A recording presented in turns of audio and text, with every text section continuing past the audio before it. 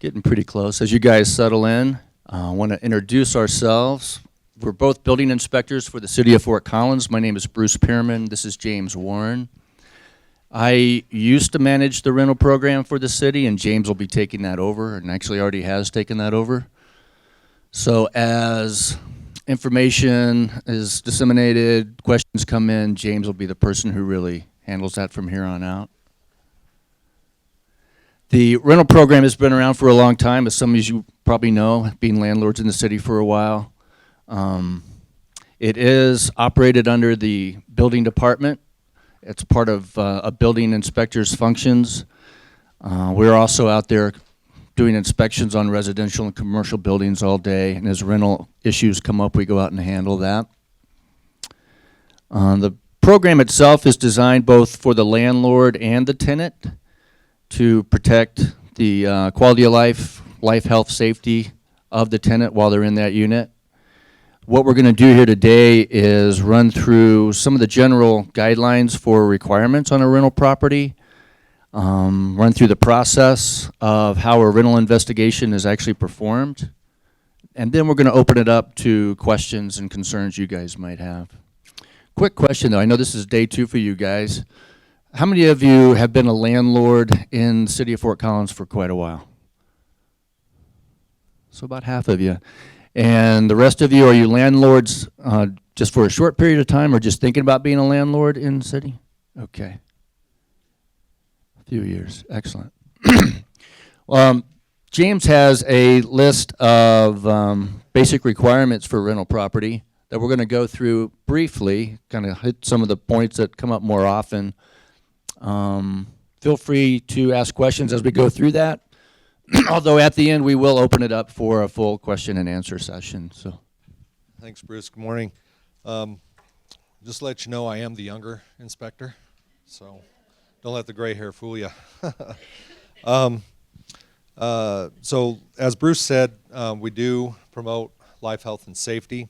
It is very important that as landlords, it's one of the greatest investments you folks can make, and we want to make sure that the structure of the house is safe and also the tenants are safe.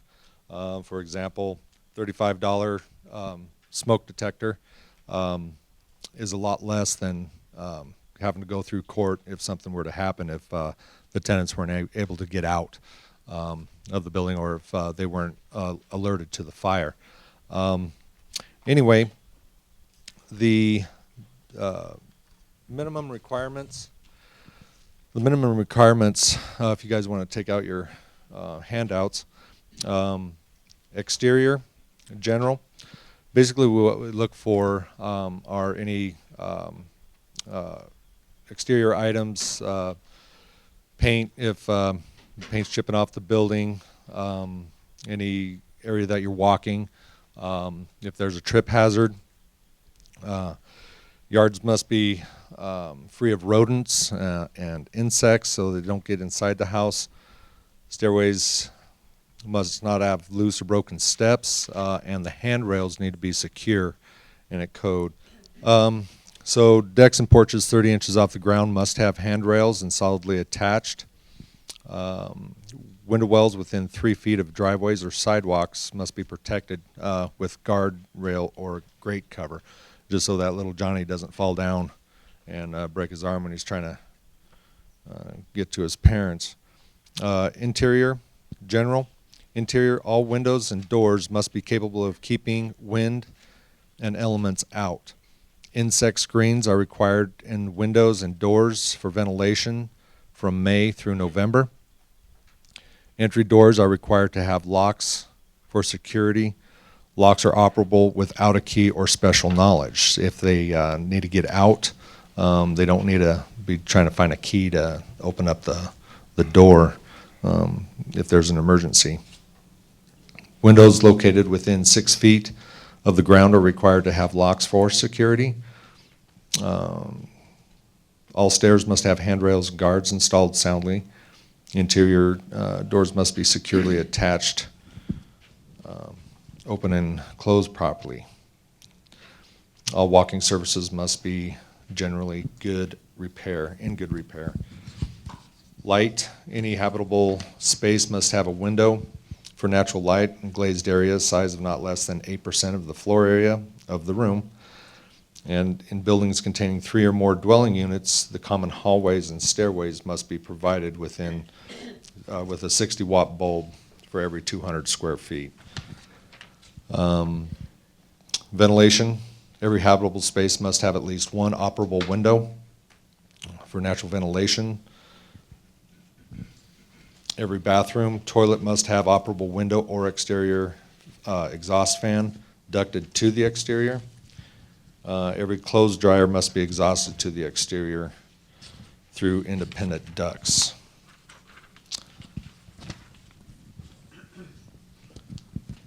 Occupancy, dwelling units must be arranged to provide privacy for adjoining spaces. Every bedroom must have access to at least one water closet, lavatory without passing through another bedroom.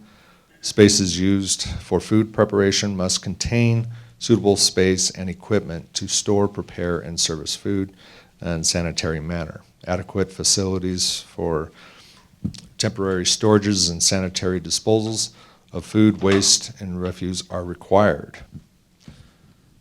Going to the plumbing facilities, every dwelling unit must contain its own bathtub or shower, lavatory, water, closet, and kitchen sink maintained in a safe and sanitary condition. Kitchen sink must not be used as a suitable for the required lavatory. Toilet rooms and bathrooms must provide privacy. All plumbing fixtures must be maintained in a safe, sanitary, functional condition. All kitchen sinks, lavatories, laundries, facility bathtub, showers must have hot and cold running water. The water supply system must have sufficient volume of pressure for proper function of the plumbing fixture. Water heaters to a temperature of not less than 110 degrees must be provided. All plumbing fixtures must be connected to an approved sewer system without obstructions, leaks, or defects. Mechanical facilities, habitable spaces must have heat during the periods of September 15th through May 15th and maintain a temperature of not less than 68 degrees Fahrenheit. All mechanical appliances must be properly installed and maintained in a safe working condition. All fuel burning equipment and appliances except for gas cooking appliances must be connected to an approved chimney or vent. All mechanical equipment must have approved automatic safety fuel shutoff, an acceptable manual fuel shutoff valve, and listed appliance fuel connector. Gas cooking appliances must be used for space heating, must not be used for space heating of any portion of the dwelling or guest room, and portable fuel burning appliances are prohibited. Every rental housing unit containing fuel burning appliances or constructed with an attached garage must have an approved carbon monoxide maintained in a sound operating condition. Electrical facilities, dwelling units must have a 3-wire 120 240 volt electrical service having a rating of not less than 60 amperes. All electrical equipment, wiring, and appliances must be properly installed, maintained in a safe, approved manner. Every habitable space in a dwelling must contain at least 2 separate and remote receptacle outlets. Every laundry area must contain at least 1 grounded receptacle or receptacle protected with a ground fault circuit interrupter, which is known as a GFCI or GFI. Every bathroom must contain at least 1 receptacle protected with a ground fault circuit interrupter. Receptacle outlets installed in kitchens, garages, unfinished basements, and exterior locations must be protected with a ground fault circuit interrupter. Every public hall, interior stairway, toilet room, kitchen, bathroom, laundry room, boiler room, and furnace must contain at least 1 electrical light fixture. Extension cords must not be wired directly to permanent wiring or installed inside walls, through floors, under carpets, or attached to trim or walls. Now, fire safety requirements. All means of egress must be openable from the inside without the need of a key, special knowledge, or effort. Every rental dwelling unit or guest room must have access directly to the outside or to public corridor which leads to the exterior exit. Below-grade sleeping rooms must be provided with emergency escape, having a maximum sill height 48 inches above the floor and a minimum operable of 720 square inches. Smoke alarms, electric or battery operated, must be installed in each of the following areas: on the ceiling or wall outside of each separate sleeping area in the immediate vicinity of the bedroom, in each room used for sleeping purposes, in each story within the dwelling unit, including basements. Carbon monoxide detectors, a single-family dwelling or dwelling unit in a multifamily dwelling unit used rental purposes, and that includes fuel-fired appliances and or attached garages on or after July 1st, 2009, shall be required to have carbon monoxide detectors installed. The location shall be at each level with the lawful sleeping room and shall be located within 15 feet of the entrance to each sleeping room. So, those are pretty much the basics that we look at, and if we get a call, these, we'll let the landlords know that we received a call from a tenant and that we have some issues we need to go over, and usually we have you guys, ask the landlord if they want to be there or not at the tenant's request. Sometimes there's a little conflict of interest, so we deal with that at the time. So those are some general highlights of the rental program's code. The code that we actually follow is the International Property Maintenance Code. And we're going by a 2006 International Property Maintenance Code right now, but we're talking about adopting the most current one, which was 2015. Won't be many changes, but we are looking at adopting the newer code. All these highlights, basically it comes down to a safe, habitable space for your tenant. That's really all we're looking for. It's mimicked in some ways the International Residential Code. It's a simplified version of that to protect your tenants.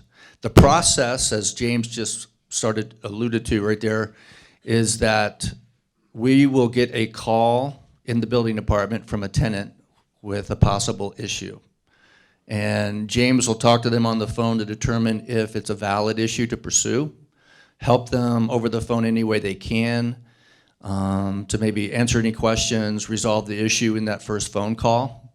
We also determine if that tenant and that property are actually located within the city. We do get some calls from tenants who have an issue, and it might be a valid issue, but they're outside the city limits, so it's not something we can go out and enforce. So we screen that call, see if we can handle that issue with just one phone call. If not, they need to come in or fax in or email in investigation inspection request form. And I believe there's in your binder there is a copy of what an inspection request form looks like. There's actually a newer version online that captures a little bit more information, but it's basically the same. Once they fill out, who's messing with this mic? Once they fill out that investigation form, we then have the ability to go out and do an on-site investigation. As James just mentioned, we'll bring the landlord in at this point, let him know that, hey, we've got this call from a tenant. There is this issue. It seems viable.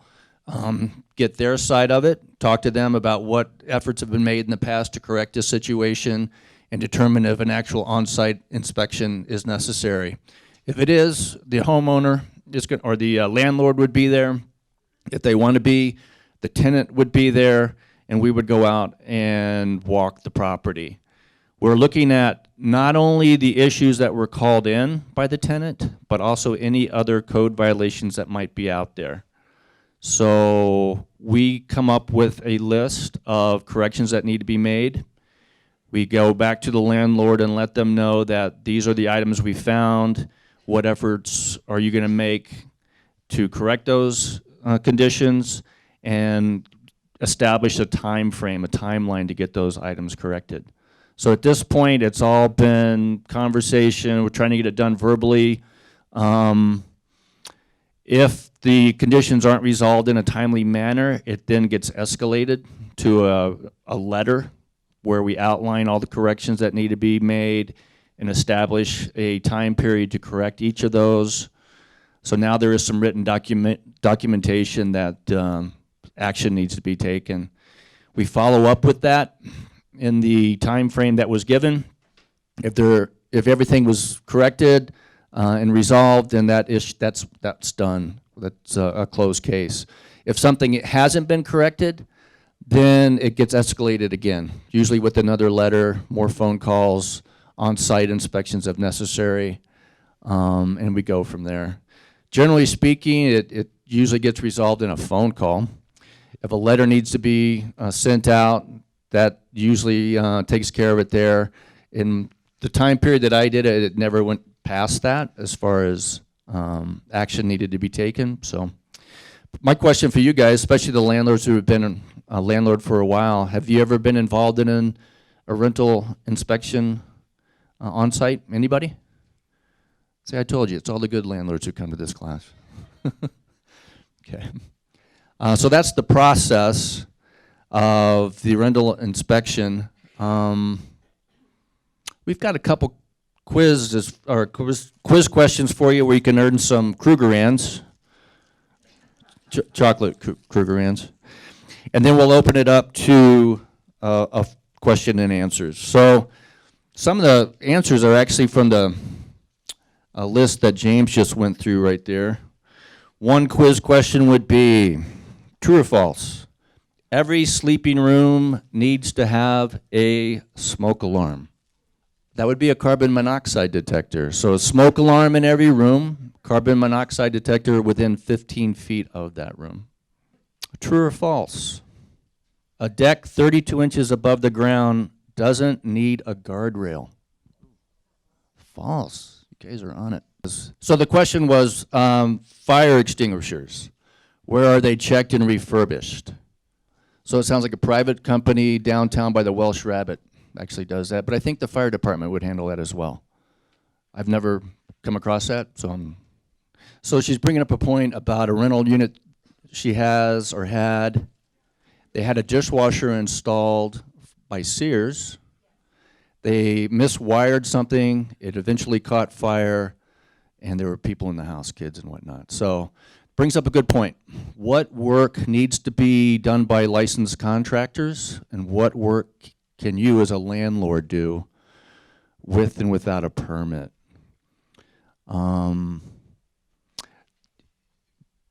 guess the general rule there is if it needs a permit, you have to have a licensed contractor perform the work. If it doesn't need a permit, a landlord can perform the work. So question is, what doesn't need a permit, right? So she has a gas range she's going to be installing in a rental unit in your own house. Okay, let's just keep it in a rental aspect. If this was going into a rental house, you as a landlord could replace an oven or a range without getting a permit, so therefore you could do it yourself. If you extended the gas line at all, or actually added a gas line to make it a gas oven, gas range, that is a permit required type improvement, and you would need to have a licensed contractor perform that work. It's online, fcgov.com, building services, mine down in there, and you will find the International Property Maintenance Code.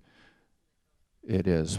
It's also, as I mentioned earlier, kind of mimics the International Residential Code, which is our basic building code for residential families.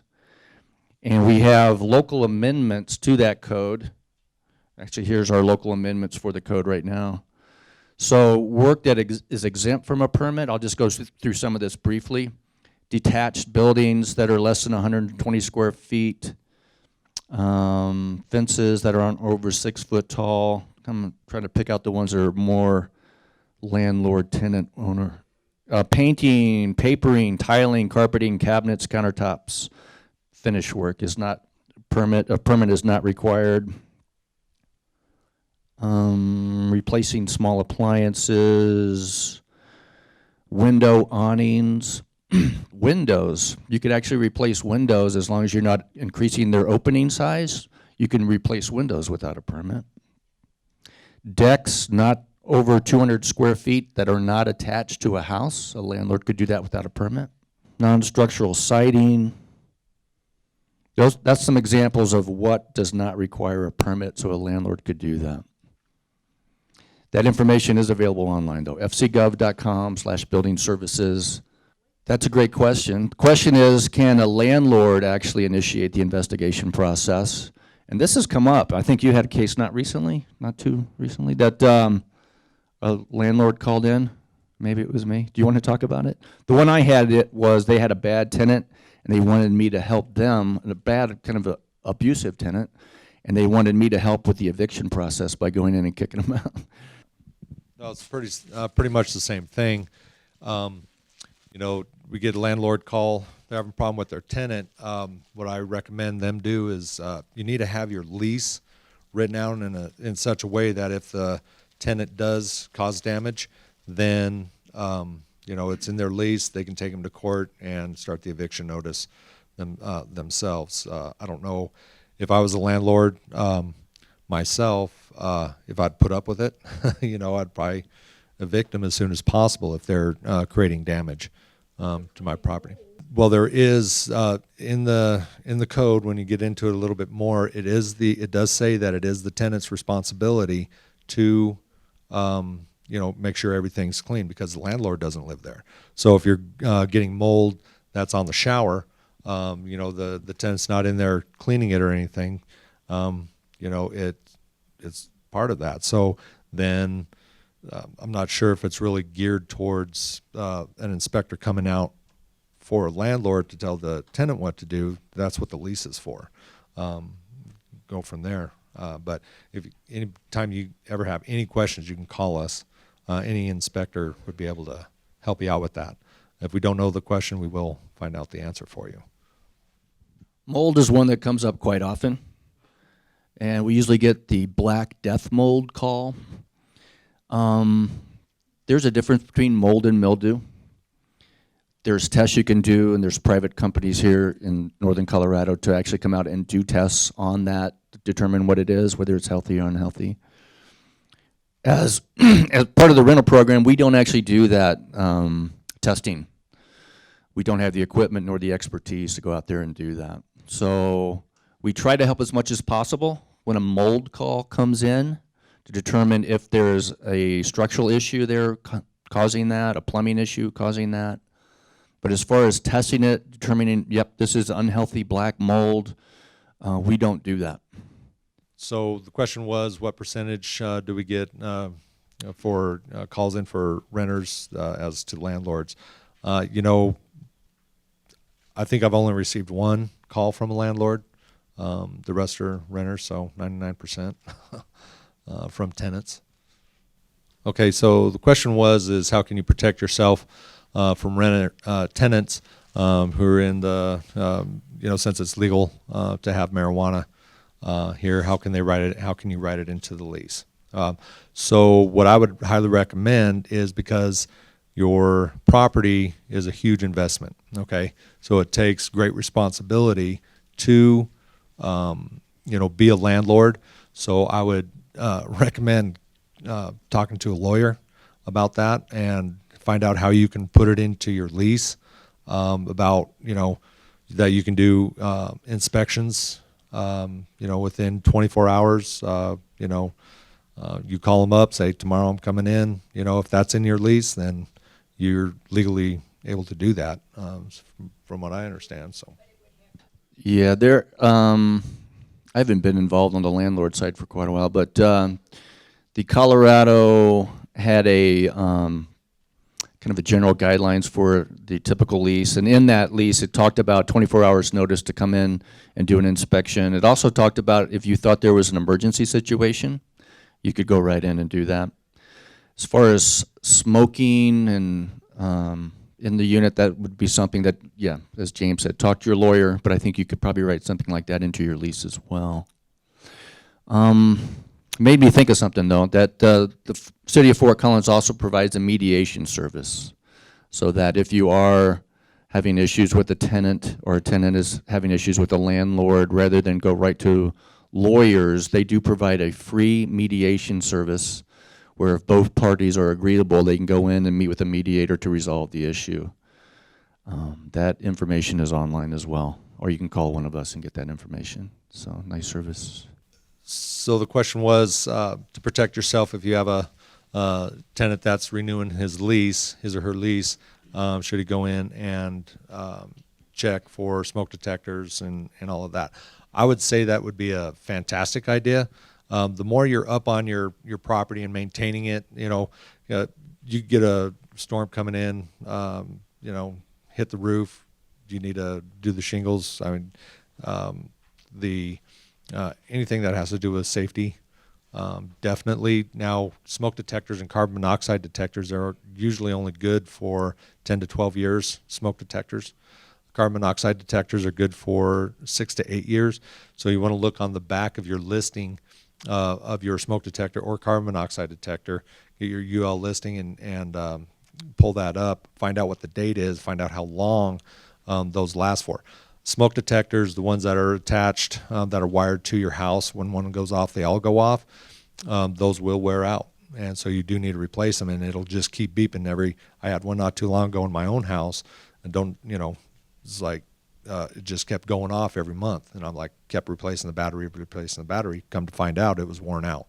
So it is something that you want to, in all your bookkeeping and all of that, just make sure that you have dates when you replaced them and get them replaced. The more proactive you are with your property, the best rapport that you have with your tenants, the better off you and your property are going to be. So the question was, how do tenants find out that we're out here? Usually they get on the website. They'll get with the, go to planning, find out that other entities, other cities will have inspection rentals, and then they'll just start calling. But it is on our website.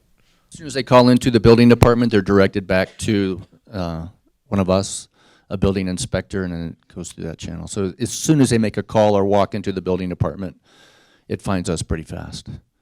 So the question was, what about smoke detectors and carbon monoxide detectors, that they can be plugged into the wall or up on the ceiling? Yes, carbon monoxide detectors can be plugged into the wall. I haven't seen any that are smoke detectors that are plugged into the wall. They do make, what's kind of nice with the technology is they are making a smoke detector and a carbon monoxide detector that you can, it's battery operated, you can put on the ceiling or high on the wall. Basically it's a combination. So yeah, you can use either of them. Smoke detectors usually go high. Carbon monoxide, can pretty much be placed anywhere in that vicinity. So the question was, type of tenants are legit when they call in and they have a complaint. Pretty much 95%, 95 to 97%, I guess you could say, that they are legit. Some of them end up. So when we want to. When we go into a house, we try to find out all the information. Has the tenant talked to the landlord? Has the landlord been able to do anything? And of course, their response is no, they haven't done anything. Of course, when we talked to the landlord, it was no, I've tried to get into the unit to fix it. They won't let me in, so it kind of gets back and forth that way. But yeah. Pretty much, we're not in the revenge business that, tenant calls up and says, oh, I'm going to get revenge on the landlord. It's like, no, that's not what we're here for. We're here for life, health, and safety. And, what are your concerns? These are the items that we can help you with. These are not. And go from there. So some of them get very interesting, though. That said, it seems like there are a fair number that are calling kind of at the 11th hour. They're on their way to court to get evicted, and they're trying to create as many issues as they can on the way out. Oftentimes it is, hey, I want this to be taken a look at so that the next tenant doesn't have to deal with this. And a lot of those are actually legitimate, credible issues to follow up on. But it seems like in the period that I had the rental program, there were a fair number that were coming in right before they were getting evicted. So the question was for mold that we don't have the expertise and the equipment to diagnose if it is mold. So basically, yes, with mold, we are not hygienists. We cannot go out. We don't have the Petri dishes and all of that in the lab to go in and say this is this type of mold. What we do is say it appears to be, moldy. However, if for whether it's court reasons, if you want to know the exact specifics of that mold, the tenant would have to hire a hygienist to come out and say this is mold. Once they get that report, the tenant would pay for the report. Once they get that report, then they can bring us in. Then we'd have the landlord mitigate for that and make it to where, then they do an air test, make sure that there's not so many pores that are floating around in the air, and that makes it healthy to live in. Oh, yes, there are several agencies that are in the city of Fort Collins that can do that. There are several contractors as well that can mitigate for that if it's necessary. So the question was, is there any fines associated or costs? So yes, so the services for the tenant, it's free. Okay. So what we do is we want to work with you as the landlord. We don't want to come in and get the water waving. We come in and we just say these are the items that we found. We need to address these items. If the items are not corrected, then we send out another letter. And then it's pretty much up to the chief building officials. But yes, there could be substantial fines, but that's worst case scenario. As far as fines go, and again, in my experience, I've never had an issue where we've imposed fines. We've threatened fines, but never imposed. But that recourse is there, and that was just increased to $1,250 per day per violation. As far as other fees might go, James mentioned we don't charge anything to the landlord or the tenant. The mediation fee or mediation recourse that was available through the city, that is a free service. As far as mold goes and other indoor air quality issues, Healthy Sustainable Homes is a program within the city that might come out and be able to help that tenant resolve that issue, and that's a free service. That's a great question. So the question is there a time frame for a situation, specifically a water heater going out? And yes, there is. Water heater is a vital part of their habitability of that unit. And the chief building official says that needs to get done within 24 hours. Yes. So my experience is that, plumbers are sometimes hard to get. An emergency replacement isn't available within 24. It might be a little over that. But if an effort is made within 24, there's some leniency there, but that's a high priority, replace it now type situation. Question is, what would a tenant do or landlord do, I guess, outside of city limits? Is there any other organization or means of remedying? And at that point, if it's, I say take it to a lawyer to do that. If it's a CSU student, they do have some internal help there on campus. So outside city limits, if they were a CSU student, they might have some options on campus for help. But other than that, we cannot help them. Question?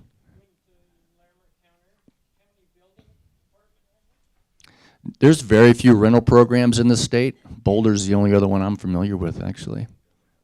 And Denver has one, I'm told. Yes? Uh-huh.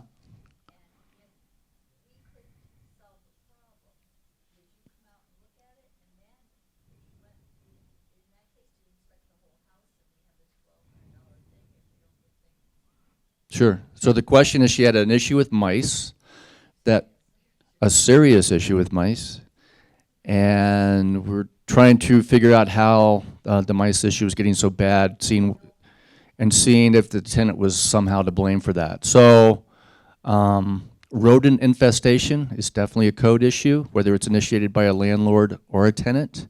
So we would go out and look for structural issues, sanitary issues.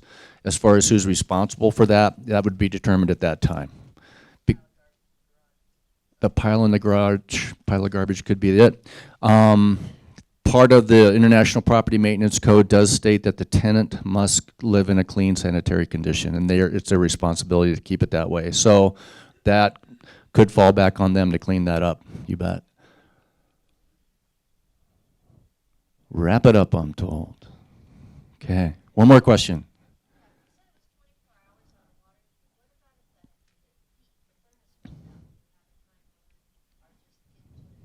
That's another, yeah, as long as you can maintain 68 degrees between September 15th and May 15th, you wouldn't have an issue, but most homes on very cold days wouldn't maintain that. So that's another high priority item. You might not be able to get the furnace replaced in 24 hours, but you could be out there with electric space heaters, et cetera. So the point was made that sometimes the HVAC company coming out to look at the furnace for replacement will provide the space heaters for the temporary heat needed. Great. Thank you all for coming out today. Appreciate it.